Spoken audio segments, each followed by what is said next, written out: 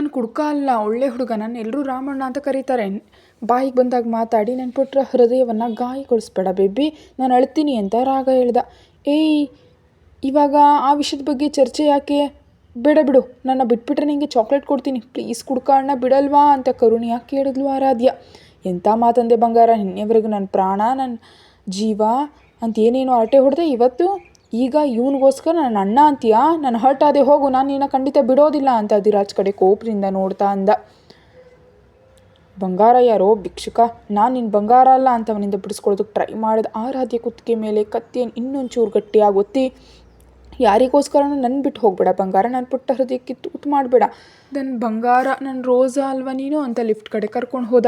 ಅಲ್ಲಿವರೆಗೆ ತಾಳ್ಮೆಯಿಂದಿದ್ದ ಅಧಿರಾಜ್ ಫಾಸ್ಟಾಗಿ ಅವ್ರ ಕಡೆ ಚಲಿಸಿ, ಪ್ರಾಣದ ಮೇಲೆ ಆಸೆ ಇದ್ರೆ ಆ ಹುಡುಗಿಯನ್ನು ಬಿಟ್ಟುಬಿಡು ಅಂತ ಗಟ್ಟಿಯಾಗಿ ಅರ್ಚ್ದ.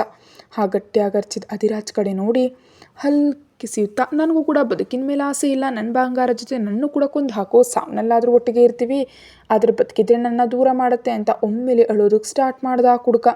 ಅವನ ಅಳುವಿಗೆ ಎದರಿ ಹೋದ ಆರಾಧ್ಯ. ಮಾನ್ಸ್ಟರ್, ನನ್ನ ಅರ್ಜೆಂಟಾಗಿ ಇವನ ಹತ್ತಿರದಿಂದ ತಗೋ, ಈ ಸೈಕೋನ ನೋಡ್ತಿರೋ ಭಯ ಆಗ್ತಿದೆ ಅಂತ ಅರ್ಚಿದ್ಲು. ಓಯ್ ಬಂಗಾರ, ಹೇಳು, ನನ್ನ ಸೈಕೋ ಅಂತಲೇ ಅವನನ್ನ ಮಾನ್ಸ್ಟರ್ ಅಂತ ಕರಿತಿದ್ಯಾ? ಯಾರಾದರೂ ಏನಿದೆ ಬಿಡು, ನಡಿ ನಮ್ಮಿಬ್ಬರು ಒಟ್ಟಾಗಿ ಸತ್ತು ಹೋಗಿ ಸ್ವರ್ಗದಲ್ಲಿ ಭೇಟಿಯಾಗೋಣ, ನನ್ನ ಬಂಗಾರ ಅಲ್ವಾ, ನಿನ್ನೊಂದಿಗೆ ಬಾ ಅಮ್ಮ ಅಂತ ಅನ್ನುತ್ತಲೇ ಆರಾಧ್ಯಳನ್ನ ಲಿಫ್ಟ್ ಒಳಗಡೆ ಕರ್ಕೊಂಡು ಹೋಗಿ ಡೋರ್ ಕ್ಲೋಸ್ ಮಾಡಿಬಿಟ್ಟ.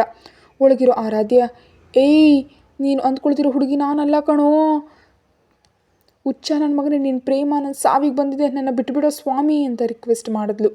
ಬಂಗಾರ ಎಷ್ಟು ಪ್ರೀತಿಸೆ ಗೊತ್ತಾನೇಣ, ಮೋಸ ಮಾಡಿ ನನ್ನ ಹೃದಯ ಗಾಯ ಮಾಡಿ ದೊಡ್ಡ ಬೊಕ್ಕೆ ಇಟ್ಟೆ, ಇವತ್ತು ನಾವು ಸತ್ತು ಹೋಗಲೇಬೇಕು ಅಂತ ಲಿಫ್ಟ್ ನಿಲ್ತಿದ್ದಂತೆ ಟಾಪ್ ಫ್ಲೋರ್ಗೆ ಎಳ್ಕೊಂಡು ಬಂದು ಗೋಡೆ ಕಡೆ ಕರ್ಕೊಂಡು ಹೋದ. ಅಲ್ಲಿಗೆ ಬರೋದಕ್ಕೆ ಒಂದು 10 ಸೆಕೆಂಡ್ ತಡ ಆದ. ಅಧಿರಾಜ್ ಕ್ಲೋಸ್ ಆದ ಡೋರ್ ಕಡೆ ಕಿರಿಕಿರಿಯಿಂದ ನೋಡ್ತಾ ಫಾಸ್ಟಾಗಿ ಮೆಟ್ಟಿಲುಗಳ ಮೇಲೆ ಊಟ ನಡೆಸಿ ಲಾಸ್ಟ್ ಫ್ಲೋರ್ಗೆ ಹೋದ. ಆ ಕುಡುಕ ಆರಾಧ್ಯಾಳನ್ನು ಗೋಡೆ ಹತ್ರ ಕರ್ಕೊಂಡು ಹೋಗೋದನ್ನ ನೋಡಿ ಗಬಗಬಾ ಅಲ್ಲಿಗೆ ಹೋಗಿ, ಅವಳು ನಿನ್ನ ಗರ್ಲ್ ಫ್ರೆಂಡ್ ಅಲ್ಲ, ಬಿಟ್ಟುಬಿಡು ಅಂತ ಗಟ್ಟಿಯಾಗಿ ಅರಿಸ್ದ. ಇಲ್ಲ, ನೀನು ಸುಳ್ಳು ಹೇಳ್ತಿದ್ಯಾ, ಅವಳು ನನಗೆ ಬಂಗಾರ, ನನಗೆ ಗೊತ್ತು, ನನ್ನ ಕಣ್ಣುಗಳು ನನ್ನ ಮೋಸ ಮಾಡಲ್ಲ ಅಂತಂದ ಆ ಕುಡುಕ. ಪ್ಲೀಸ್, ನಾನು ನಿಜಾನೇ ಹೇಳ್ತಿದ್ದೀನಿ, ನಾನು ನಿನ್ನ ಲವ್ವರ್ ಅಲ್ಲ, ನೀನು ಮತ್ತಿನಲ್ಲಿರೋದ್ರಿಂದ ಹಾಗೆ ಅನ್ನಿಸ್ತಿದೆ ನಿಮ್ಗಷ್ಟೇ, ಇನ್ನು ಮುಂದೆ ನನ್ನ ಬಿಟ್ಟುಬಿಡು, ನಾನು ನಿನ್ನ ಲವ್ವರನ್ನು ನಿನಗೆ ಒಪ್ಪಿಸ್ತೀನಿ ಅಂತ ನಂಬಿಕೆಯಿಂದ ಹೇಳಿದ್ಲು ಆರಾಧ್ಯ. ನೀನಿನ್ನ ನಂಬಲ್ಲ, ಬಿಟ್ಟರೆ ಈ ಕ್ಷಣವೇ ನಿನ್ನ ಹೊಸ ಬಾಯ್ ಫ್ರೆಂಡ್ ಹತ್ರ ಓಡೋಗ್ತೀಯ, ನಾನಂದರೆ ನಿನಗಿಷ್ಟ ಹೊಟ್ಟೋಗಿದೆ, ಅದಕ್ಕೆ ಬೇರೆಯವನ ಪ್ರಪೋಸಲ್ ಅಕ್ಸೆಪ್ಟ್ ಮಾಡಿದೆ ಅಂತ ಅಳ್ತಾ ಅಂದ ಆ ಕುಡುಕ. ಏನೋ ತಪ್ಪು ತಿಳ್ಕೊಂಡಿದ್ಯಾ ಅಂತಿದ್ದೆ ಆರಾಧ್ಯ ಮಾತುಗಳನ್ನ ಮಧ್ಯದಲ್ಲಿ ನಿಲ್ಲಿಸಿ. ಇಲ್ಲ, ಸ್ವತಃ ನನ್ನ ಕಣ್ಣುಗಳಿಂದ ನಾನೇ ನೋಡಿದೆ, ನೀನು ಆ ಹುಡುಗನ ಪ್ರಪೋಸಲ್ ಅಕ್ಸೆಪ್ಟ್ ಮಾಡ್ಕೊಂಡು ಮುತ್ತು ಕೂಡ ಕೊಟ್ಬಿಟ್ಟೆ. ನನ್ನ ಮನಸ್ಸು ಎಷ್ಟು ಚೂರಾಯಿತು ಗೊತ್ತಾ, ಆದರೂ ಸರಿ, ನೀನು ನನಗೆ ಬೇಕೇ ಬೇಕು, ನಾನು ನಿನ್ನ ಬಿಟ್ಟು ಇರೋದಕ್ಕಾಗಲ್ಲ ಅಂತ ಆರಾಧ್ಯ ಕುತ್ತಿಗೆ ಮೇಲೆ ಇನ್ನಷ್ಟು ಗಟ್ಟಿಯಾಗಿ ಚುಚ್ಚಿದ ಆ ಕುಡುಕ. ಅದನ್ನು ನೋಡಿ ಅಧಿರಾಜ್ ಕೈ ಬಿಗಿದು ಆವೇಶ ಕಂಟ್ರೋಲ್ ಮಾಡ್ಕೊಳ್ತಾ ಮಿಂಚಿನ ವೇಗದಲ್ಲಿ ಅವನ ಮೇಲೆ ಮುನ್ನುಗ್ಗಿ ಒಮ್ಮೆಲೆ ಅವನ ಕೈಯಲ್ಲಿ ಕತ್ತಿಯನ್ನು ಕಸಿದು ತನ್ನ ವ್ಯಕ್ತಿನ ಹಿಂದಕ್ಕೆ ತಳೆದ. ಸಡನ್ ಅಟ್ಯಾಕ್ಗೆ ತನ್ನನ್ನು ತಾನು ಕಂಟ್ರೋಲ್ ಮಾಡ್ಕೊಳ್ಳಲಾಗದೆ ಒಮ್ಮೆಲೆ ಆರಾಧ್ಯಳನ್ನು ಬಿಡುತ್ತಾ ಹಿಂದಕ್ಕೆ ಬಿದ್ದು ಕುಡುಕ. ಅವನು ಬಿಡೋದ್ರಿಂದ ಮುಂದಕ್ಕೆ ನೂಕಲ್ಪಟ್ಟು ಆರಾಧ್ಯ ಹೈಟ್ ಕಡಿಮೆ ಇರೋ ಗೋಡೆ ಮೇಲೆ ಬಿದ್ದಲು. ತನ್ನನ್ನು ತಾನು ಕಂಟ್ರೋಲ್ ಮಾಡ್ಕೊಳ್ಳಲಾಗದೆ ಕೆಳಗೆ ಬಿದ್ದುಬಿಟ್ಲು. ಕೊನೆ ಕ್ಷಣದಲ್ಲಿ ಗೋಡೆ ಮೇಲಿದ್ದ ಕಬ್ಬಿಣದ ರಾಡ್ಸಿಟ್ಕೊಂಡು ಗಾಳಿಯಲ್ಲಿ ತೂಗಾಡ್ತಾ ಅಧಿರಾಜ್ ಅಂತ ಗಟ್ಟಿಯಾಗಿ ಅರ್ಚಿದ್ಲು. ಬೇಬಿ ಅಂತ ಕಂಗಾಲ ಕರಿತಾ ಅಲ್ಲಿಗೆ ಬಂದು ಅಧಿರಾಜ್ನ ಹಿಂದಿನಿಂದ ಹಿಡ್ಕೊಂಡು, ಅಯ್ಯೋ ಬಂಗಾರ, ನನ್ನ ಬಿಟ್ಟು ಹೋಗ್ತಿದ್ಯಾ, ಹಾಗಾದರೆ ನನಗೋಸ್ಕರ ಸ್ವರ್ಗದಲ್ಲಿ ವೆಯ್ಟ್ ಮಾಡು, ನಾನು ತೊಂದರೆ ಆಗಿಲ್ಲಿ ಕೆಲಸ ಮುಗಿಸ್ಕೊಂಡು ಅಲ್ಲಿಗೆ ಬರ್ತೀನಿ ಅಂತ ಅರಿಸ್ತಾ ಅವನನ್ನು ಎಳೆದು ಹಾಕಿ ರಾಡನ್ನು ಗಟ್ಟಿಯಾಗಿ ಹಿಡಿದಿದ್ದು ಆರಾಧ್ಯ ಕೈಯನ್ನು ಬಿಡಿಸೋದಕ್ಕೆ ಟ್ರೈ ಮಾಡ್ತಿದ್ದಾನು ಕುಡುಕ. ಏಯ್ ಕುಡುಕ, ಏನು ಮಾಡ್ತಿದ್ಯೋ, ನಿನ್ನ ಪ್ರೇಮ ಸತ್ತು ಹೋಗ, ನಿನ್ನ ಪ್ರೇಮ ಕಾಗಿಗಳು ಎತ್ಕೊಂಡು ಹೋಗಲಿ, ನಾನು ನಿನ್ನ ಬಂಗಾರ ಅಲ್ಲ ಕಣೋ, ನನಗೆ ಬದುಕಬೇಕಂತಿದೆ ಕಣೋ ಹುಚ್ಚ, ಇಷ್ಟು ಚಿಕ್ಕ ವಯಸ್ಸಿನಲ್ಲಿ ನಕ್ಷತ್ರಗಳು ಸೇರೋದಕ್ಕೆ ಇಷ್ಟ ಇಲ್ಲ, ಹೋಗೋ ಪಕ್ಕಕ್ಕೆ, ನನ್ನ ಮಾನ್ಸ್ಟರ್ ನನ್ನ ಸೇವ್ ಮಾಡ್ತಾನೆ, ನಿನಗೆ ಕೈ ಮುಗಿತೀನಯ್ಯ ಅಂತ ಬೇಡ್ಕೊಂಡ್ಳು. ಕೆಳಗೆ ಬಿದ್ದು ಅಧಿರಾಜ್ ಮೇಲೆ ಕೆದ್ದು ಫಾಸ್ಟಾಗಿ ಬಂದು ಆ ಕುಡುಕನನ್ನು ಪಕ್ಕಕ್ಕೆ ತಳ್ಳಿ ಅವಳ ಕೈಯನ್ನು ಹಿಡಿದು ಮೇಲೆ ಕೆಳಿಯೋದಕ್ಕೆ ಟ್ರೈ ಮಾಡ್ದ. ಆದರೆ ಅಷ್ಟೆಲ್ಲ ಆರಾಧ್ಯ ಕೈಗಳು ಬೆವರಿನಿಂದ ತೀವ್ರವಾಗಿ ಜಾರು ಹೋಗ್ತಿರೋದ್ರಿಂದ, ಇವತ್ತು ನನ್ನ ಕೆಲಸ ಮುಗೀತು ಮಾಸ್ಟರ್, ನನ್ನ ಮೇಲಿನ ಕೋಪದಿಂದ ಬಿಟ್ಟು ಬಿಡದೆ, ಹಾಲಿನಲ್ಲಿ ನನ್ನಷ್ಟೇ ಉದ್ದದ ಫೋಟೋ ಮಾಡಿಸಿ ಹಾರ ಹಾಕು, ಇವತ್ತು ಫೋಟೋ ಮುಂದೆ ದೀಪ ಹಚ್ಚು, ನಿಮ್ಮ ಅಮ್ಮನಿಗೆ ಕೇಳಿದೆ ಅಂತ ಹೇಳು, ಸಾವಿತ್ರಿ, ಸುಮಿತ್, ಕಾವ್ಯ ಎಲ್ಲರೂ ಜಾಗೃತಿಯಾಗಿ ನೋಡ್ಕೊ ಅಂತ ಒಪ್ಪಂದಗಳನ್ನ ಹೇಳ್ತಿದ್ದವಳನ್ನ ತನ್ನ ಬಲನೆಲ್ಲ ಉಪಯೋಗಿಸಿ ಒಮ್ಮೆಲೆ ಮೇಲೆ ಕೇಳ್ದ. ಅಲ್ಲಿವರೆಗೆ ಬಿದ್ದ ಟೆನ್ಷನಿಂದ ಸ್ವಲ್ಪ ರಿಲ್ಯಾಕ್ಸ್ ಆಗೋದ್ರಿಂದ ಅವಳಿಗೆ ಎದೆಗೆ ಹತ್ತಿಕೊಂಡು ಉಸಿರು ಬಿಟ್ಟ ಅಧಿರಾಜ್. ಬಿದ್ದು ಹೋಗ್ತೀನಿ ಅಂತ ಅಂದ್ಕೊಂಡು ಆರಾಧ್ಯ ಮೇಲಕ್ಕೆ ಬರೋದ್ರಿಂದ ಹ್ಯಾಪಿಯಾಗಿ ಫೀಲ್ ಆಗ್ತಾ ಅಧಿರಾಜ್ನ ಇನ್ನೂ ಗಟ್ಟಿಯಾಗಿ ಹಗ್ ಮಾಡಿಕೊಂಡು ಬಿಕ್ಕಿ ಬಿಕ್ಕಿ ಹೇಳ್ತಾ ಅಲ್ಲಿವರೆಗೂ ಮನಸ್ಸಲ್ಲಿ ಮೂಡಿದ ಭಯವನ್ನು ಕಡಿಮೆ ಮಾಡ್ಕೊಳ್ಳೋ ಪ್ರಯತ್ನ ಮಾಡಿದ್ಲು. ನಿನಗೇನಾಗಲಿಲ್ಲ ತಾನೇ ಅಂತ ಕೇಳಿದ್ಲೆ ಆರಾಧ್ಯ. ಕಣ್ಣೀರು ಒರೆಸಿ ಹಣೆ ಮೇಲೆ ಮುತ್ತಿಟ್ಟ ಅಧಿರಾಜ್. ನನಗೇನೂ ಆಗಲಿಲ್ಲ ಅಂತ ಅನ್ನತ್ಲೆ ಅಧಿರಾಜ್ ಕೈಗಿರೋ ರಕ್ತ ನೋಡಿ, ಅಯ್ಯೋ ಕತ್ತಿ ಹಿಡ್ದಾಗ ಕತ್ತರಿಸ್ದಾಗಿದೆ, ಇಷ್ಟು ಬ್ಲಡ್ ಹರಿತಿದೆಯೋ, ನೋವಾಗ್ತಿಲ್ವಾ ಅಂತ ಕಂಗಾಲ ಕೇಳ್ತಾ ಅವನ ಕೈಯನ್ನು ಹಿಡ್ಕೊಂಡ್ಲು ಆರಾಧ್ಯ. ಅಷ್ಟೊಂದು ನೋವಿಲ್ಲ, ನೀನು ಸೇವಾದೆ ಅಷ್ಟೇ ಸಾಕು ಅಂತ ಆರಾಧ್ಯಳನ್ನು ಗಟ್ಟಿಯಾಗಿ ಹಿಡ್ಕೊಂಡು ತುಟಿಗಳ ಮೇಲೆ ಮುತ್ತಿಟ್ಟ. ಆ ಮುತ್ತಿನಲ್ಲಿ ಅಲ್ಲಿವರೆಗೆ ಅವನು ಪಟ್ಟ ಟೆನ್ಷನ್ ತಿಳಿದಿದ್ರೆ ಅವನನ್ನು ಮತ್ತಷ್ಟು ಬಿಗಿಯಾಗಿ ಅಪ್ಕೊಂಡ್ಳು. ಇಷ್ಟೆಲ್ಲ ಆರಾಧೆಗೇನು ನೆನಪಿಗೆ ಬರೋದ್ರಿಂದ ಒಮ್ಮೆಲೆ ಅಧಿರಾಜನ್ನ ಹಿಂದಕ್ಕೆ ತಳ್ಳಿ ಕೋಪದಿಂದ ಉರಿದೋಗ್ತಾ ಡೋಂಟ್ ಟಚ್ ಮೀ ಅಂತ ಗಟ್ಟಿಯಾಗಿ ಅರ್ಚಿದ್ಲು. ವಾಟ್ ಅಂತ ಅವಳ ಕಡೆ ವಿಚಿತ್ರವಾಗಿ ನೋಡ್ತಾ, ಬೇಬಿ ನಿನ್ನ ಬ್ರೈನ್ಗೆ ಸ್ಕ್ರೂ ಏನಾದರೂ ಲೂಸ್ ಆಗಿದೆಯಾ ಅಂತ ಕೇಳಿದ ಅವಳನ್ನ ನೇರವಾಗಿ ನೋಡ್ತಾ. ಅಂಥದ್ದೇನಿಲ್ಲ, ಯಾಕೆ ಹೇಳ್ತಿದ್ಯಾ ಅಂತ ಗೊಂದಲದಿಂದ ನೋಡ್ತಿದ್ದ ಆರಾಧೆಳನ್ನು ನೆತ್ತಿ ಮೇಲೆ ಮೋಟಕ್ಕೆ ಹಾಕಿ ಇನ್ನಷ್ಟೇ ಗಾಳಿಯಲ್ಲಿ ತೂಗಾಡ್ದ ಒಪ್ಪಂದಗಳನ್ನ ಹೇಳ್ತಿದ್ದೆ. ಇವಾಗೇನು ಈ ರೀತಿ ಆಡ್ತಿದ್ಯಾ, ಏನೇನೋ ಮಾತಾಡ್ತಿದ್ಯಾ, ಅದಕ್ಕೆ ಡೌಟ್ ಬಂತು ಅಂತ ಗೊಂದಲದಿಂದ ಕೇಳ್ದ. ರೂಮ್ನಲ್ಲಿ ಪೇಡ ಮುಕ್ತೋಳ ಜೊತೆ ಆಟೆ ಹೊಡೆದೆ ಕೋಪ ಬರಲ್ವಾ? ನಾನು ನಿನ್ನ ಜೊತೆ ಮಾತಾಡಲ್ಲ, ನಿನ್ನ ಮುಖ ಕೂಡ ನೋಡಲ್ಲ, ಹೋಗಿ ಆ ಮೇಕಪ್ ಮುಖಕ್ಕೆ ಸೈಟ್ ಹೊಡಿ ಅಂತ ಉದ್ವೇಗದಿಂದ ಅಂತ ಗಟ್ಟಿಯಾಗಿ ಹೆಜ್ಜೆ ಹಿಡ್ದ ಕೆಳಗೆ ಹೋಗ್ತಿದ್ದ ಆರಾಧ್ಯಳನ್ನು ಹಿಂದಿನಿಂದ ಹಿಡಿದು ಹೆಗಲ ಮೇಲೆ ಹಾಕ್ಕೊಂಡು ನೇರವಾಗಿ ಕಾರ್ನೊಳಗೆ ಕರ್ಕೊಂಡು ಹೋಗ್ಬಿಟ್ಟ. ನೋಡು ನೀನೇನು ಮಾಡ್ತಿದ್ಯಾ, ನಿನ್ಗೆ ಅರ್ಥ ಆಗ್ತಿದ್ದೆ, ನನ್ನ ಮುಟ್ಟಬೇಡ ಅಂದರೆ ನೇರವಾಗಿ ಎತ್ಕೊಳ್ತೀಯಾ ಅಂತ ಕೋಪದಿಂದ ಬುಸ್ಕೊಡ್ತಿದ್ದ. ಆರಾಧ್ಯನ ನೋಡಿ ಕಣ್ಣು ಹೊಡಿತಾ ಕಾರ್ ಡೋರ್ ಕ್ಲೋಸ್ ಮಾಡಿ ಮತ್ತೊಂದು ಬಾರಿ ಅವಳ ತುಟಿಗಳಿಗೆ ಮುಟ್ದ. ಇಬ್ಬರ ತುಟಿಗಳ ಮಧ್ಯೆ ಮುದ್ದಾಟ, ನಾಲಿಗೆಗಳ ಯುದ್ಧವಾಗಿ ಮತ್ತಷ್ಟು ಉದ್ರೇಕವಾಗಿ ಸಾಕ್ತಿದ್ದು ಮುತ್ತು ದಾಸ್ ಡೋರ್ ಬಡಿಯೋವರೆಗೆ ಮುಂದುವರಿತಲೇ ಇತ್ತು. ಆ ಶಬ್ದ ಚೇತರಿಸ್ಕೊಂಡು ಅಧಿರಾಜ್ ಅವಳ ತುಟಿಗಳನ್ನ ಬಿಟ್ಟು ಭಾರವಾಗಿ ಉಸಿರು ತೆಗೆದುಕೊಳ್ತಾ ಮುತ್ತು ಹೇಗಿತ್ತು ಬೇಬಿ ಅಂತ ಅಸ್ಕಿ ವಾಯ್ಸ್ನಲ್ಲಿ ಕೇಳ್ದ. ಆ ಮಾತಿಗೆ ಅಲ್ಲಿವರೆಗೆ ಒಂಥರ ಮತ್ತಿನಲ್ಲಿದ್ದ ಆರಾಧ್ಯ ಒಮ್ಮೆಲೆ ಹೊರಗೆ ಬಂದು ನಿನ್ನಾಗೇ ಇದೆ, ಒಮ್ಮೆ ಆದರೂ ನಾನು ಹೇಳಿದ ಮಾತು ನೀನು ಕೇಳಿದೀಯಾ ಅಂತ ಯಾವಾಗಲೂ ಹಾಗೆ ವಾಚ್ ನೋಡಿದ ಆರಾಧ್ಯಗೆ ಟೈಮ್ 8 ಅನಿಸಿದ್ರಿಂದ ಶಾಕ್ ಆಗ್ತಾ ಗಂಟೆ ಕಾಲ ಮುತ್ತಿಟ್ಟಿದ್ಯಾ ಅಂತ ಆಶ್ಚರ್ಯದಿಂದ ಕೇಳಿದ್ಲು. ನಾನು ಕಿಸ್ ಮಾಡಿದ್ರೆ ನಿನಗೆ ಲೋಕಾನೇ ತಿಳಿಯಲ್ಲ, ಇನ್ನೊಂದು ಬಾರಿ ಟ್ರೈ ಮಾಡೋಣವಾ ಅಂತ ಕಣ್ಣು ಹೊಡೆದ. ನಿನ್ನನ್ನು ಅಂತ ಹೊಡೆಯೋದು ಕೈ ಎತ್ತಿ ಮನಸ್ಸು ಒಪ್ಪದೆ ಕೈಗೆ ಇಷ್ಟು ಗಾಯ ಆದರೆ ಕನಿಷ್ಠ ಲೆಕ್ಕಿಸ್ಕೊಳ್ಳದೆ ಮುತ್ತಿಗಾಗಿ ಮೂತಿ ಮುಂದಕ್ಕೆ ಮಾಡ್ತಿದ್ಯಾ, ನಿನಗೆ ಸ್ವಲ್ಪ ಕೂಡ ನಾಚಿಕೆ ಇಲ್ವಾ ಅಂತ ಅಧಿರಾಜ್ನ ಬೈಯತ್ತಲೇ ಗ್ಲಾಸ್ ಡೌನ್ ಮಾಡಿ ಹಾಸ್ಪಿಟಲ್ಗೆ ಹೋಗಬೇಕು ಅಂತ ದಾಸ್ ಕೇಳಿದ್ಲು. ಇವಾಗ ಅಲ್ಲಿಗೆ ಯಾಕೆ ಅಂತ ಕೇಳ್ತಿದ್ದ ಅಧಿರಾಜ್ ಕಡೆ ಕೋಪದಿಂದ ನೋಡ್ತಾ ಆಪ್ರೇಷನ್ ಮಾಡೋದಕ್ಕೆ ಅಂತ ವ್ಯಂಗ್ಯವಾಗಂದ್ಲು. ನೀನು ಆಪ್ರೇಷನ್ ಮಾಡಿದ್ರೆ ಜನರು ಸಾಯ್ತಾರೆ ವಿನಃ ಹಾಗೆ ಬದುಕಲಿ ಬಿಡು ಅಂತ ಅಂದ ಅಧಿರಾಜ್. ನೀನು ತುಂಬ ವ್ಯಂಗ್ಯ ಹೆಚ್ಚಾಗಿದೆ ಬಿಡು, ನಂಗೆ ಜನರನ್ನು ಕೊಲ್ಲೋ ಉದ್ದೇಶ ಇಲ್ಲ, ಆದರೆ ನಿನ್ನ ಕೈಗೆ ಮುಂಚೆ ಡ್ರೆಸ್ಸಿಂಗ್ ಮಾಡಿಸ್ಬೇಕು, ಸೆಪ್ಟಿಕ್ ಆದರೆ ತುಂಬ ಪ್ರಾಬ್ಲಮ್ ಆಗುತ್ತೆ ಅಂತ ಹೇಳಿದ್ಲು ಆರಾಧ್ಯ. ಸ್ವಲ್ಪ ಸಮಯಕ್ಕೆ ಹಾಸ್ಪಿಟಲ್ ಬರೋದ್ರಿಂದ ಅವನ್ನ ನೇರವಾಗಿ ಒಳಗಡೆ ಕರ್ಕೊಂಡು ಹೋಗಿ ಡಾಕ್ಟರ್ ಮುಂದೆ ನಿಲ್ಲಿಸಿದ್ಲು. ಅವನ ಕೈಯಲ್ಲಿರೋ ಗಾಯವನ್ನು ಚೆಕ್ ಮಾಡಿದ ಡಾಕ್ಟರ್ ಅವಳನ್ನು ಹೊರಗೆ ಕಳಿಸಿ ಹಲ್ಲಿನ ಬಿಗುವಿನಿಂದ ನೋವನ್ನು ಬರೆಸಿ ಕನಿಷ್ಠ ಮದ್ದು ಕೂಡ ತೆಗೆದುಕೊಳ್ಳದೆ ಕಟ್ಟಾಕಿಸ್ಕೊಂಡ ಅಧಿರಾಜ್. ಅವನ ಮುಖ ನೋಡಿದ ಡಾಕ್ಟರ್ ಆಶ್ಚರ್ಯಪಡ್ತಾ, ನಿಮಗೆ ವಿಲ್ ಪವರ್ ತುಂಬ ಜಾಸ್ತಿ ಸರ್, ನಿಜಕ್ಕೂ ಇಷ್ಟು ನೋವನ್ನು ನೀವು ಹೇಗೆ ಬರೆಸಿದ್ರು ನನಗೆ ಅರ್ಥನೇ ಆಗ್ತಿಲ್ಲ ಅಂತ ಆಶ್ಚರ್ಯಪಟ್ಟರು. ಡಾಕ್ಟರ್ ಅಂದಿದ್ದಕ್ಕೆ ಸಣ್ಣ ನಗುನಕ್ಕು ಸ್ವಲ್ಪ ಸಮಯಕ್ಕೆ ಹೊರಗೆ ಬಂದು ಅಧಿರಾಜ್ನ ನೋಡ್ತಾ, ಆಯಿತಾ ನಂಗೆ ಭಯ ಅಂತ ತಾನೇ ನನ್ನ ಹೊರಗೆ ಕಳಿಸ್ದೆ, ಡಾಕ್ಟರ್ ಏನಂದ್ರು, ಇಷ್ಟಕ್ಕೋದು ಕಡಿಮೆ ಆಗೋದಕ್ಕೆ ಎಷ್ಟು ದಿನ ಬೇಕಾಗುತ್ತೆ ಅಂತ ಕೇಳಿದ್ಲು ಕಂಗಾಲಾಗಿ. ಗಂಟೆಗೆ ಒಂದು ಮುತ್ತು ಒಂದು ಹಗ್ಗನಂತೆ ವಾರ ದಿನ ಕೊಟ್ಟರೆ ಕಡಿಮೆ ಆಗುತ್ತೆ ಅಂತ ಹೇಳಿದ್ರು. ಸ್ಟಾರ್ಟ್ ಮಾಡೋಣವಾ ಇನ್ನೋಸೆಂಟಾಗಿ ಕೇಳ್ದ.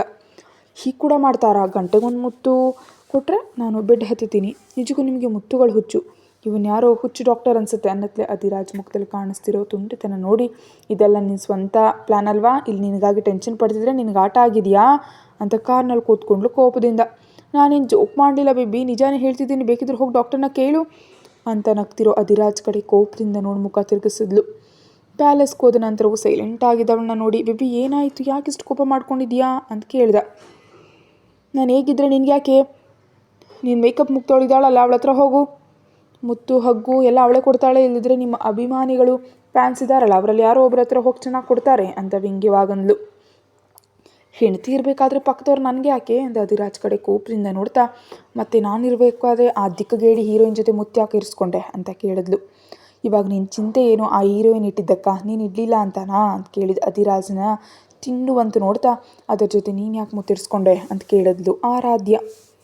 ಆ ಹುಡುಗಿ ನಾನು ಕೇಳದೆ ಇಟ್ಟಿದ್ದಾಳೆ, ನೀನೇನೋ ಕೇಳಿದ್ರು ಇಡ್ತಿಲ್ಲ, ಆದರೂ ಇದರಲ್ಲಿ ನನ್ನ ತಪ್ಪೇನಿದೆ ಅಂತ ಇನ್ನೋಸೆಂಟ್ ಫೇಸ್ ಇಟ್ಕೊಂಡು ಕೇಳಿದ ಅಧಿರಾಜ್ನೊಂದಿಗೆ, ಆಹಾ ತಪ್ಪೇನಿಲ್ಲ, ಹೀಗೆ ಎಷ್ಟು ಜನರೊಂದಿಗೆ ಕೇಳದೆ ಮುತ್ತುಗಳನ್ನ ಇಡ್ಸ್ಕೊಂಡಿದ್ಯೋ ಅಂತ ಹೇಳಿದ್ಲು.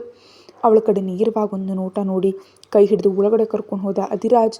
ಓ ಇದೇನು ಕೇಳಿದ ಕ್ಯಾನ್ಸರ್ ಹೇಳಿದೆ ಸೈಲೆಂಟಾಗಿ ಒಳಗಡೆ ಕರ್ಕೊಂಡು ಬಂದೆ ಅಂತ ಕಾಗೆ ಧ್ವನಿ ಹಾಕ್ಕೊಂಡು ಕಾವನ್ನುತ್ತಾ ಕೇಳಿದ ಆರಾಧ್ಯ ಮಾತುಗಳನ್ನ ಲೆಕ್ಕಿಸ್ಕೊಳ್ಳದೆ ಡೈನಿಂಗ್ ಟೇಬಲ್ ಮೇಲೆ ಕೂರಿಸಿ, ಯಾವಾಗ ನೋಡಿದ್ರು ಬಡಬಡಿಸ್ಲೇ ಇರ್ತೀಯಾ, ಸಾವಿತ್ರಿ ಕಡೆ ಸರ್ವ್ ಮಾಡು ಎಂಬಂತೆ ನೋಡ್ದ. ಅಬ್ಬಾ ಬೇಕಂತಾನೆ ಹೇಳಿದೆ ಹೀಗೆ ಮಾಡ್ತಿದ್ದಾರೆ ಅಂತ ಬಾಯಲ್ಲಿ ಗುಣಕ್ತಾ ಪ್ಲೇಟ್ನಲ್ಲಿದ್ದ ಫುಡ್ ತಿಂತ ಆಲೋಚನೆ ಮುಳುಗಿ ಹೋದ್ಲು. ಪಾಪ ಅಧಿರಾಜ್ ಅವರು ಯಾಕಿಷ್ಟು ರಿಸ್ಕ್ ತೊಗೊಂಡು ನನ್ನ ಕಾಪಾಡಿದ್ರು, ಅವರಿಗೆ ಅಷ್ಟು ಅಗತ್ಯ ಏನಿದೆ, ನನ್ನ ಪಾಡಿಗೆ ನನ್ನ ಬಿಡ್ಬೋದಿತ್ತಲ್ಲ, ಇಷ್ಟು ಗಲಾಟೆ ನಡೀತಿದ್ರು ಕೂಡ ಯಾಕೆ ನನ್ನ ಕೈಯನ್ನು ಬಿಡ್ತಿಲ್ಲ, ಅವ್ರ ಅಮ್ಮನನ್ನು ಸೇವ್ ಮಾಡ್ತೀನಿ ಅಂತ ಕಾರಣಕ್ಕೆ ಇವತ್ತು ನನ್ನ ಕಾಪಾಡ್ತಿದ್ದಾರೆ ಅಂತ ಅನಿಸಲ್ಲ. ನಾನು ಕುತ್ತಿಗೆ ಮೇಲೆ ಕತ್ತಿ ಇದ್ದಾಗ ಅವ್ರ ಕಣ್ಣುಗಳಲ್ಲಿ ನೋವನ್ನು ನಾನು ಸ್ಪಷ್ಟವಾಗಿ ನೋಡಿದೆ. ಇವನನ್ನು ಹೇಗೆ ಅರ್ಥ ಮಾಡ್ಕೊಳ್ಬೇಕು ಅಂದ್ಕೊಳ್ತಾ ತಿಂಡಿ ಕಂಪ್ಲೀಟ್ ಮಾಡಿ ರೂಮ್ಗೆ ಹೊರಟೋದ್ಲು ಆರಾಧ್ಯ. ಸ್ವಲ್ಪ ಸಮಯಕ್ಕೆ ರೂಮಿಗೆ ಹೋದ ಅಧಿರಾಜ್ ಬೆಡ್ ಮೇಲೆ ದಿಗಿಲಾಗಿ ಕೂತಿದ್ದು ಅವಳನ್ನ ನೋಡಿ ಇನ್ನೂ ನಡೆದ ವಿಷಯಗಳನ್ನ ಆಲೋಚಿಸಿದ್ದಾಳೆ ಅಂತ ಅರ್ಥ ಆಗಿ, ಏನು ಬೇಬಿ ಎಲೆಕ್ಷನಲ್ಲಿ ಯಾರು ಗೆಲ್ತಾರೆ ಅಂತ ಥಿಂಕ್ ಮಾಡ್ತಿದ್ಯಾ ಅಂತಾನೆ. ಏನೋ ಅಂತ ಅವನ ಕಡೆ ನೋಡ್ತಾ, ಈ ಮಧ್ಯೆ ನಿಮಗೆ ಬ್ರೈನ್ ಕೆಲಸ ಮಾಡೋದು ನಿಂತು ಹೋಗಿದೆ ಅಧಿರಾಜ್ ಅವರೇ. ಇವಾಗ ನಾನು ಆಲೋಚಿಸ್ತಿರೋದಕ್ಕೂ ನೀವು ಮಾತಾಡೋದಕ್ಕೂ ಏನಾದರೂ ಸಂಬಂಧ ಇದೆಯಾ ಅಂತ ಕಿರಿಕಿರಿಯಿಂದ ಕೇಳಿದ್ಲು. ಅಲ್ವಾ, ನನ್ನ ಉದ್ದೇಶ ಕೂಡ ಅದೇ. ನಿಜಕ್ಕೂ ನಿನ್ನದು ಅರೆ ಬರೆ ಮೆದ್ಲು. ನಿಜಕ್ಕೂ ಅದಕ್ಕಾಗಿ ಅದೇ ಕೆಲಸವಾಗಿ ನೀನು ಆಲೋಚಿಸಿ ಅದನ್ನು ವೇಸ್ಟ್ ಮಾಡಬೇಡ. ಆಗೋದ್ರ ಬಗ್ಗೆ ಅಷ್ಟು ಆಲೋಚಿಸಿದ್ರೂ ಉಪಯೋಗ ಇಲ್ಲ. ನಡೆದು ಹೋಯ್ತಲ್ವಾ. ಇದೇನು ಪ್ರೀ ಪ್ಲ್ಯಾನ್ ಅಟೆಂಡ್ ಅಲ್ಲ. ಕುಡಿದು ಮತ್ತಿನಲ್ಲಿ ಆ ಹುಚ್ಚ ಅವನಿಗೇನು ಅರ್ಥ ಆಗದೆ ಅವನ್ಯಾರೋ ನೀನು ಲವ್ವರ್ ಅಂದ್ಕೊಂಡು ಏನೋ ಟ್ರೈ ಮಾಡ್ದ. ಆದ್ರೆ ಅವನಿಗೆ ತಿಳಿಯೋದು ಅಲ್ವಾ ಅಲ್ಲಿದ್ದದ್ದು ಹುಡುಗಿ ಅಲ್ಲ ಅಂತ ನಕ್ಕದ ಅಧಿರಾಜ್. ನಿನಗೆ ನಾನಂದರೆ ತುಂಬ ವ್ಯಂಗ್ಯ ಆಗೋಗಿದೆ ಮಾನ್ಸ್ಟರ್. ನಿಜಕ್ಕೂ ಬಾಯಲ್ಲಿ ನಾಲ್ಗೆ ಇಲ್ದವಳನ್ನು ಅಮಾಯಕರನ್ನ ಹಿಡ್ಕೊಂಡು ಎಷ್ಟೆಷ್ಟು ಮಾತುಗಳಂತಿದ್ಯಾ.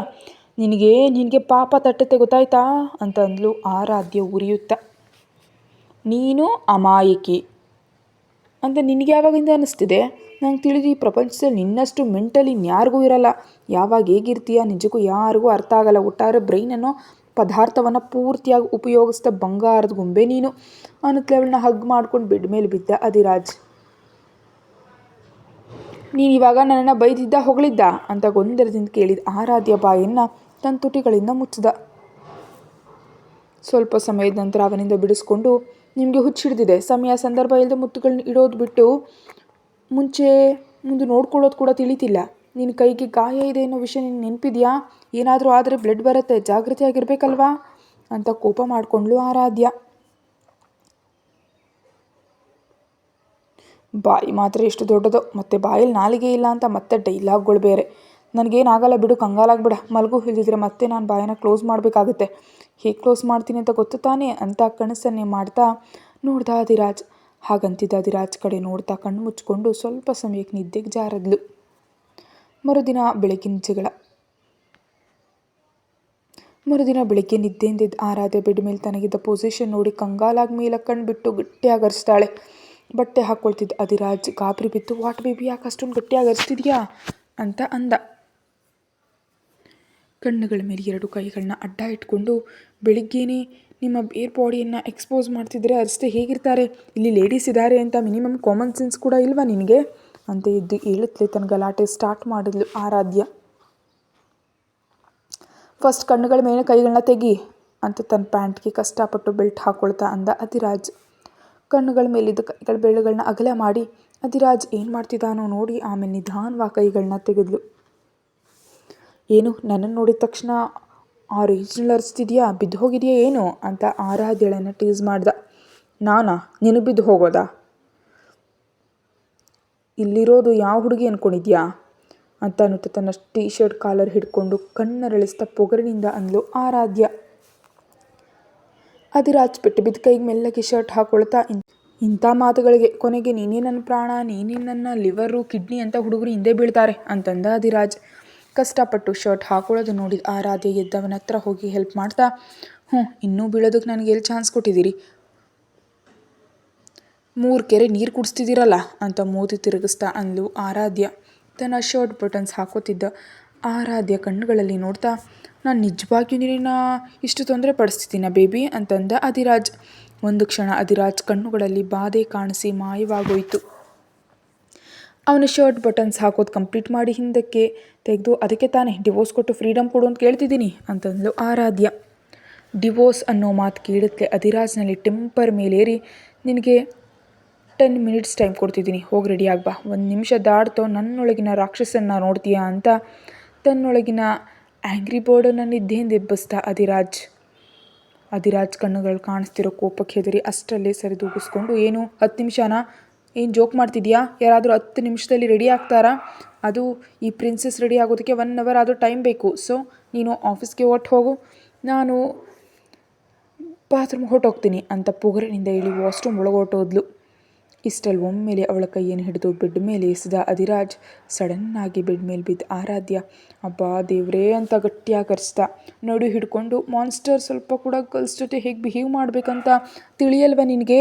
ಯಾಕೀಗ ತಳೆದೆ ಅಂತ ಬೆಡ್ ಮೇಲೆ ಪಕ್ಕಕ್ಕೆ ಬಿದ್ದು ಅಧಿರಾಜ್ ಮೇಲೆ ಎಗರಾಡ್ತಿದ್ಲು.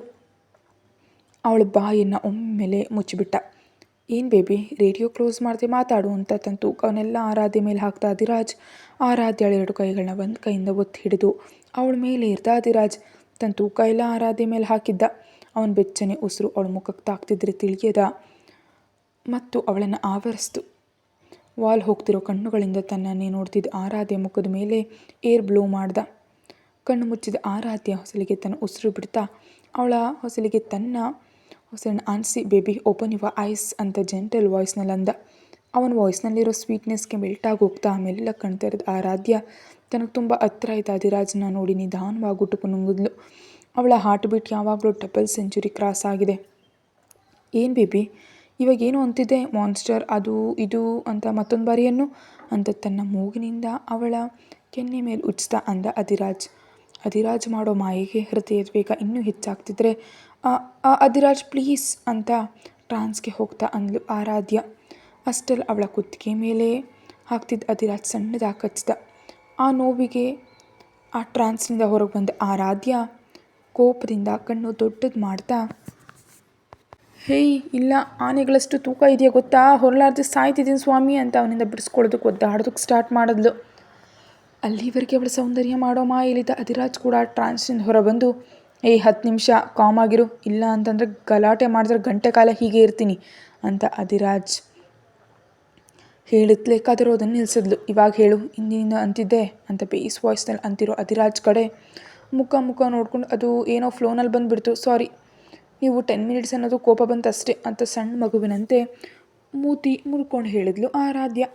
ಇವಾಗ ಇಷ್ಟರ ಮುಂಚೆ ಅಧಿರಾಜ್ ಮಾಡಿದ ಗಲಾಟೆ ಪೂರ್ತಿ ಮರ್ತು ಹೋದ್ಲು. ಕಾಳಿಗೆ ತನ್ನ ಮುಖದ ಮೇಲೆ ಬೀಳ್ತಿರೋ ಕೂದಲು ಸಣ್ಣ ಮಗುವಿನಂತೆ ಅವಳ ಮುಖ ಮುದುಡ್ಕೊಂಡು ಮಾಡ್ಕೊಂಡಿರೋದು ನೋಡಿದ ಅಧಿರಾಜ್ ಅವಳನ್ನ ಕಿಸ್ ಮಾಡದೇ ಇರೋದಕ್ಕಾಗಲಿಲ್ಲ. ತನ್ನ ಕಿಸ್ ಮಾಡೋದಕ್ಕೆ ಮುಂದಕ್ಕೆ ಬಗ್ಗಿದ ಅಧಿರಾಜ್ನ ಅಬ್ಸರ್ವ್ ಮಾಡ್ತಿದ್ದ ಆರಾಧ್ಯ, ಹೇ ಜರುಗು, ನಾ ಇನ್ನೂ ಬ್ರಷ್ ಕೂಡ ಮಾಡಿಲ್ಲ ಅಂತ ಕಂಗಾಲಾಗಿ ಹೇಳಿದ್ಲು ಮುಖ ಪಕ್ಕಕ್ಕೆ ತಿರುಗಿಸ್ತಾ. ಬೆಡ್ ಕಾಫಿ ಥರ ಇದು ಕೂಡ ಬೆಡ್ ಕಿಸ್ ಅನ್ಕೋತೀನಿ ಬಿಡು, ಏನು ಪರವಾಗಿಲ್ಲ ಅಂತ ಅವಳಿಗೆ ಮಾತಾಡೋ ಚಾನ್ಸ್ ಕೊಡದೆ ಅವಳ ಬಾಯನ್ನು ಕ್ಲೋಸ್ ಮಾಡ್ದ ಅಧಿರಾಜ್. ಮೊದಲು ಅವನ ಕೈಯಲ್ಲಿ ಒದ್ದಾಡ್ದವಳು 1 ನಿಮಿಷದ ನಂತರ ಅವನಿಗೆ ಸರೆಂಡರ್ ಆಗೋದ್ಲು. ಮತ್ತೆರಡು ನಿಮಿಷಕ್ಕೆ ಅವಳಿಂದ ದೂರ ಸರಿದು ಇನ್ನೊಂದು ಬಾರಿ ನನಗೆದುರು ಹೇಳಿ ತಿಕ್ಲಂಗೆ ಅದೇ ಅಂದರೆ ಪನಿಷ್ಮೆಂಟ್ ಇದೇ ಕೊಡ್ತೀನಿ ನಿನಗೆ, ಎಲ್ಲಿದ್ದರೂ ಎಷ್ಟೇ ಜನರಿದ್ದರೂ ನಿನ್ನನ್ನು ಬಿಡಲ್ಲ, same as it is repeat ಆಗುತ್ತೆ, ನೋಡ್ಕೊ ಮತ್ತೆ ಅಂತ ಹಸ್ಕಿ ವಾಯ್ಸ್ನಲ್ಲಿ ಕಣ್ಣು ಹೊಡಿತಾ ಅವಳ ಕಡೆ ನೋಡ್ತಾ ಹೇಳಿ ಅವಳ ಮೇಲಿಂದ ಪಕ್ಕಕ್ಕೆ ಹೊರಗ್ದ ಅಧಿರಾಜ್ ಪಕ್ಕಕ್ಕೆ ಜಗತ್ತೆ ಎದ್ದು ಕೂತು ಆರಾಧ್ಯ ಇದೇ ಮೇಲೆ ಕೈ ಇಟ್ಕೊಂಡು ಗಟ್ಟಿಯಾಗಿ ಉಸಿರು ತೆಗೆದುಕೊಳ್ತಾ ಹಿಂದಕ್ಕೆ ತಿರುಗಿ ನೋಡಿದ್ಲು. ಅಧಿರಾಜ್ ಕೈಗೆದ್ದು ಕಟ್ನಲ್ಲಿ ಬ್ಲಡ್ ಕಲೆಗಳು ಕಾಣಿಸಿದ್ವು. ತಕ್ಷಣ ಕೋಪದಿಂದ, ಹೇಯ್ ಹುಚ್ಚೇನಾದರೂ ಹಿಡ್ದಿದ್ಯಾ ನಿನಗೆ? ನೀನು ಯಾಕೆ ಆ ಕೈಗಳನ್ನ ಹಾಗೆ ಸ್ಟ್ರೆಸ್ ಮಾಡ್ತಿದ್ಯಾ? ನೋಡು ಹೇಗೆ ಬ್ಲಡ್ ಆಗ್ತಿದೆ,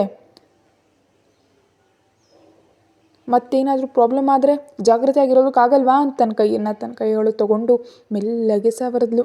ಅವಳಿಗೆ ತಿಳಿದೆ ಅವಳ ಕಣ್ಣುಗಳಲ್ಲಿ ನೀರು ತುಂಬ ಹೋಯಿತು. ಅವಳ ಕಣ್ಣುಗಳಲ್ಲಿ ಕಾಣಿಸ್ತಿರೋ ಆ ಸಣ್ಣ ಕಂಗಾಲಿಗೆ ಅಧಿರಾಜ ಮನಸ್ಸು ಗಾಳಿಯಲ್ಲಿ ತೇಲಿ ಹೋಯಿತು.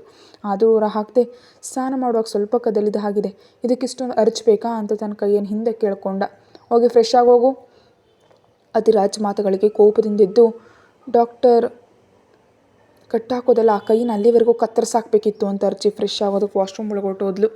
ಅವಳು ಬಾತ್ರೂಮ್ ಒಳಗೆ ಹೋಗೋದ್ಲೆ ಒಂದು ಮಳೆ ನಿಂತ ಹಾಗಾಯಿತು. ಹಬ್ಬ ಅಂತ ನಿಟ್ಟುಸಿರು ಬಿಟ್ಟು ಸ್ವಲ್ಪ ಬ್ಲೀಡ್ ಆಗಿದ್ದಕ್ಕೆ ಹೀಗೆ ಅರ್ಚ್ತಿದ್ದಾಳೆ. ಅದೇ ರಾತ್ರಿ ಇಡೀ ಹ್ಯಾಂಡ್ ಊದ್ಕೊಂಡು ಫೀವರ್ ಬಂತು ಅಂತ ತಿಳಿದ್ರೆ ಇನ್ನೇಗೆ ರಿಯಾಕ್ಟ್ ಮಾಡ್ತಾಳೋ ಅಂತ ಅಂದ್ಕೊಂಡ ಅಧಿರಾಜ್.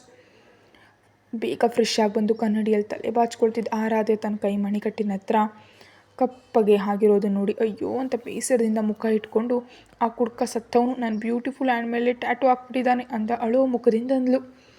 ಫೋನ್ ನೋಡ್ಕೊಳ್ತಿದ್ದ ಅಧಿರಾಜ್ ತಲೆ ಎತ್ತಿ ಕೈಯನ್ನು ನೋಡ್ಕೊಳ್ತಿದ್ದ ಅವಳ ಹತ್ರ ಹೋಗಿ ಸಣ್ಣದಾಗಿ ತನ್ನ ಕೈಯೊಳಗೆ ತೊಗೊಂಡು ಹೆಬ್ಬೆರಳಿನಿಂದ ನಿವೃತ್ತ, ಪರವಾಗಿಲ್ಲ, ರಾತ್ರಿನೇ ಕೈ ಚೆನ್ನಾಗಿ ಬಂದಿದೆ, ಆಯಿಂಟ್ಮೆಂಟ್ ಅಪ್ಲೈ ಮಾಡಿದೆ, ಸ್ವಲ್ಪ ಬೆಟರ್ ಆಗಿದೆ ಅಂತ ಅವಳ ಕೈಯನ್ನು ಅತ್ತ ಇತ್ತ ತಿರುಗಿಸಿ ನೋಡ್ದ. ಹೌದು, ಆದರೂ ನಾನು ನಿಜಕ್ಕೂ ನೋವೇ ತಿಳಿಲಿಲ್ಲ ಅಂತ ಗೊಂದಲದಿಂದ ಮುಖ ಇಟ್ಕೊಂಡ್ಳು ಆರಾಧ್ಯ. ನೋವು, ಭಯ, ಬಾಧೆ ಇಂಥವುಗಳೆಲ್ಲ ಮನುಷ್ಯರಿಗೆ ತಿಳಿಯುತ್ತವೆ, ನಿನ್ನಂಥ ದೆವ್ವಗಳಿಗಲ್ಲ. ಎಷ್ಟು ಹೊತ್ತು ನೋಡ್ತೀಯೋ ಕಣ್ಣುಗಳು ಬಿಟ್ಕೊಂಡು, ಬಾ ಬೇಗ ಅಂತ ಮತ್ತೆ ಹೆರಿಸ್ದ. ಕತೆ ಮುಂದುವರಿಯುತ್ತೆ. ಹೆಚ್ಚಿನ ವೀಡಿಯೋಗಾಗಿ ಚಾನಲ್ಗೆ ಮೆಂಬರ್ಶಿಪ್ ತೊಗೊಂಡು ವೀಡಿಯೋ ನೋಡಿ. Thank you.